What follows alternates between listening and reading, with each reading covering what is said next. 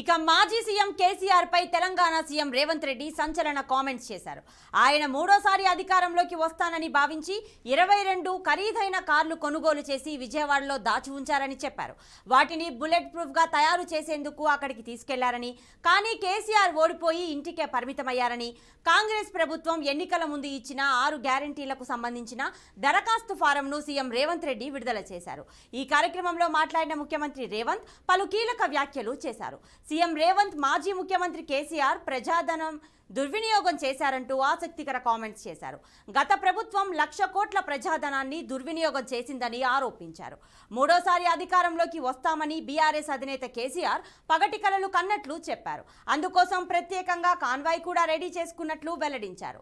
తమ పార్టీ అధికారంలోకి రాగానే స్పెషల్ కాన్వాయ్ వద్దని చెప్పగా, గత ప్రభుత్వం ప్రజాధనంతో 22 ల్యాండ్ క్రూయిజర్ కార్లు తయారు చేసినట్టు తనకు తెలిసిందన్నారు. తాను సీఎంగా బాధ్యతలు చేపట్టిన 10 రోజుల తర్వాత ఓ చిన్న అధికారి ద్వారా విషయం తెలిసిందని రేవంత్ వ్యాఖ్యానించారు.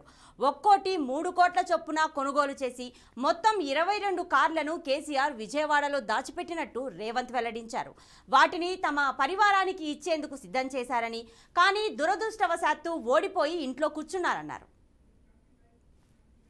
సో ఇదే అంశానికి సంబంధించిన పూర్తి డీటెయిల్స్ మా ప్రతినిధి క్రాంతి లైవ్లో అందిస్తారు. క్రాంతి, చెప్పండి. సో మాజీ సీఎం కేసీఆర్ 22 కార్లను కొనుగోలు చేసి విజయవాడలో దాచిపెట్టారని చెప్పేసి సీఎం రేవంత్ రెడ్డి ఆరోపించడం జరుగుతుంది. దీని గురించి ఉన్న పూర్తి డీటెయిల్స్ ఇవ్వండి. రైట్ ప్రతిభ, మనం చూడొచ్చు నిన్న ఏదైతే తెలంగాణ కొత్త ప్రభుత్వం రేవంత్ రెడ్డి 6 గ్యారంటీల ఫామ్ని లోగోని రిలీజ్ చేసే మీడియా సమావేశంలో మాత్రం ఒక 2 విషయాల్ని మాత్రం ప్రజల్లో చర్చనీయాంశంగా మారింది.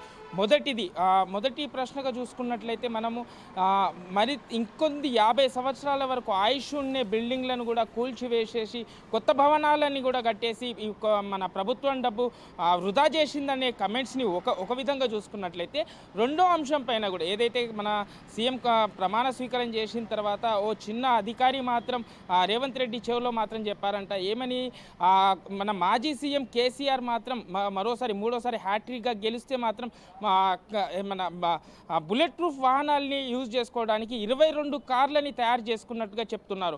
ఆ 22 కార్లను చూసుకున్నట్లయితే ఒక్కో కార్ ఖరీదు దాదాపుగా 3 కోట్లు ఉన్నట్లు తెలుస్తుంది. ఎందుకంటే బుల్లెట్ ప్రూఫ్ ఉండడంతో దీన్ని నిర్వహించడానికి విజయవాడలోని ఒక ఇండస్ట్రీ ఏరియాలో దాచుంచారు. దీన్ని తయారు చేసే విధానానికి పంపించారు. అంటే ఒక్క కార్ ఖరీదు 3 కోట్లు బట్టి చూసుకున్నట్లయితే 3 కోట్లు ఇంటూ 22 చూసుకున్నట్లయితే దాదాపుగా 66 కోట్ల తరబడి ఆస్తిని మాత్రం వీళ్ళు వృధా చేసినట్టు అనేసి రేవంత్ రెడ్డి కూడా ఒక మీడియా సమావేశంలో నిన్న ఏదైతే జరిగిన సమావేశంలో మాత్రం రెండో ప్రశ్నగా మారింది.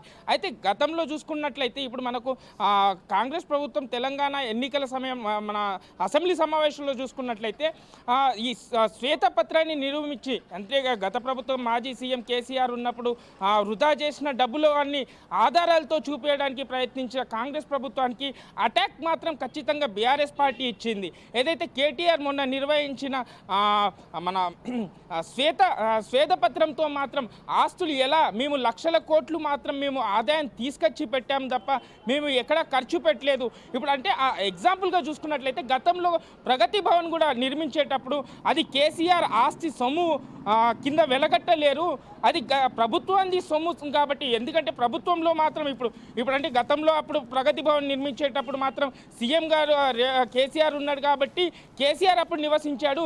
ఇప్పుడు కాంగ్రెస్ పార్టీ అధికారంలోకి వచ్చిన తర్వాత డిప్యూటీ సీఎం బట్టి విక్రమార్క ఉంటున్నారు.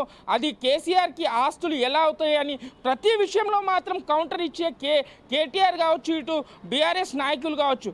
కానీ ఈ ల్యాండ్ క్రూజర్ కార్లు వెహికల్ జోలికి వచ్చేసరికి మాత్రం బీఆర్ఎస్ పార్టీ కావచ్చు, ఇటు కేటీఆర్ కావచ్చు సైలెంట్గానే ఉంటున్నట్టు మాత్రం ఖచ్చితంగా వినిపిస్తున్నాయి. ఇదే అంశంపై ప్రజలు కూడా, తెలంగాణ ప్రజలు కావచ్చు భారీ ఎత్తున అంటే ఒక గుసగుస అనేది మాత్రం ఖచ్చితంగా వినిపిస్తున్నాయి అని చెప్పుకోవచ్చు ప్రతిభ. సో క్రాంతి, ఇప్పుడు మనం చూసుకుంటే 2023-24 ఆన్ రోడ్ ప్రైస్ చూసుకుంటే ఖచ్చితంగా ఈ ల్యాండ్ క్రూజర్ది 2.59 అంటే 2,59,00,000 అయితే బేసిక్ మోడల్ ప్రైస్ అయితే ఉంటుంది. సో 3 కోట్లు విలువ చేసి సో ఈ కార్లను ఆయన ఆర్డర్ చేశారు. సో అయితే దాని మొత్తం అవి పూర్తయ్యాయా? రైట్, ప్రస్తుతానికి ఇదైతే 2.50 ఏదైతే బేసిక్ కార్ ల్యాండ్ క్లూజర్ అని చెప్తున్నారు దానికి బుల్లెట్ ప్రూఫ్గా ఎవిడెన్స్ ఇంకా కొద్ది డిజైన్గా, ఎందుకంటే ఇప్పుడు దాంట్లో సీఎంగా వెళ్ళడానికి కావచ్చు అతి జాగ్రత్తగా నిర్వహించే దాంట్లో ఉండే ఏదైనా ఇంకా కాస్ట్లీ ఐటమ్స్ కూడా యూజ్ చేసుకోవడానికి అయితే మరింత ఖర్చు.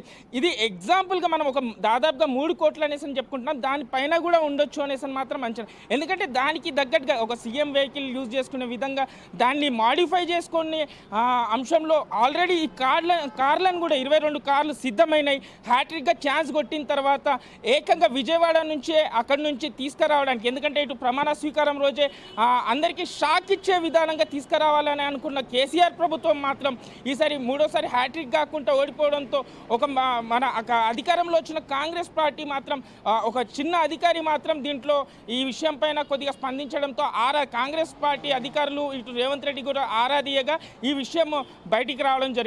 Right, thank you Kranti.